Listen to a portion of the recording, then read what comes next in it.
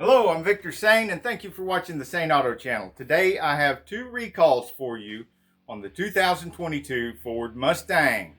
The first recall on the Ford Mustang 2022 was issued in February the 2nd, and it says in some of the affected vehicles, the image processing module, IPMA, was aligned incorrectly. An incorrectly aligned IPMA could potentially impact the following features: the pre-collision assist, or PCA, adaptive cruise control, ACC, the lane keeping system, the LKS, driver alert system, DAS, and automatic high beam control, AHBC. Yes, Ford loves anachronisms. Incorrect alignment of the above features may impact feature performance and could increase the risk of an accident. The service action is before demonstrating or delivering any new in-stock vehicles involved in this recall, dealers are to realign the IPMA with the current front wheel arch height measurements following the attachment 3 technical information provided. This procedure will require vehicle to be driven under certain conditions. Schedule the repair accordingly. Clear and dry roads, no fog, rain, snow, leaves, etc. Second, the sun will not be at an angle that may blind the camera along the route. Basically, don't try to stop the vehicle if you're trying to fix this recall in the early morning sunrise or the late evening sunset. If the sun blinds you, it will probably blind the camera too. This service must be performed on all affected vehicles at no charge to the vehicle owner. And it gets into the owner mailing schedules and stuff. This is a 12-page document. This does not even include the letter that would be sent out to you if you're the vehicle owner. That's another multi-page document, all of which can be found on the NHTSA website. I will put a link in the description of this video if you want to read the entire documentation. I'm not going to read all of that here. The second 2022 Ford Mustang recall involves an airbag, and it reads Ford Motor Company, their address.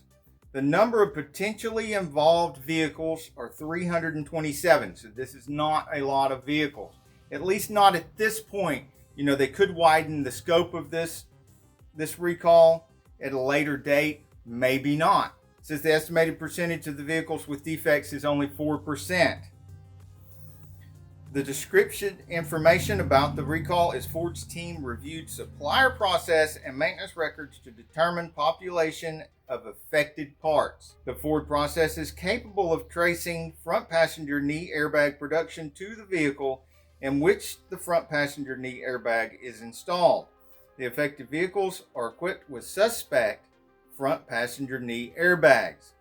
2021 Ford Mustang vehicles, 324. 2022 Ford Mustangs, it only says 3 here. So most of those vehicles in the number of 327 would be 2021s. Only 3 of them, according to this document, at the time that it was released on the NHTSA website, is 3. Just like the other recall, that scope could be enlarged at a later date if they find more affected airbags. The description of the defect is affected vehicles were built with a front passenger knee airbag that may have been produced with insufficient welds. An insufficient weld can cause loss of airbag integrity and result in an improper airbag deployment. Description of the safety risk. If the front passenger knee airbag integrity is compromised, it may not provide design intent occupant knee restraint during a deployment, increasing the risk of injury during a crash event that necessitates front passenger knee airbag deployment. Sounds like a lot of gobbledygook to me that really in layman's terms means that the airbag, the knee airbag, may not correctly protect your knees during a car crash. Why they couldn't have just said it that way, I don't know. I don't write these things.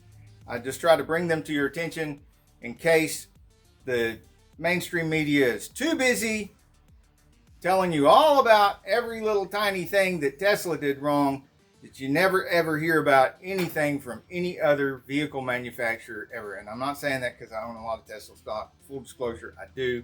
I used to own Ford stock, and I probably will again in the future. If you want to know about the stocks and the things that I actually own, if you want a real complete full disclosure, you can usually find that on my other YouTube channel, Insane Finance. That's where I talk about the ways that I make money, the things that I own and don't own, things I'm buying and trading, that sort of thing.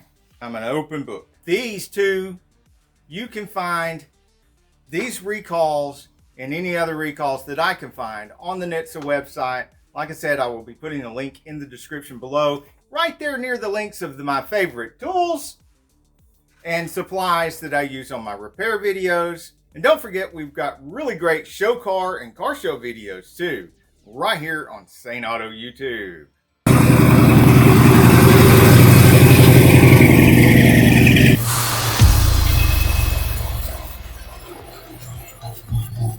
Hey, if you like this video, we got a whole lot more. We've got cool reviews, we've got repair videos, we've got show car videos, hot rod, mod rod, you name it.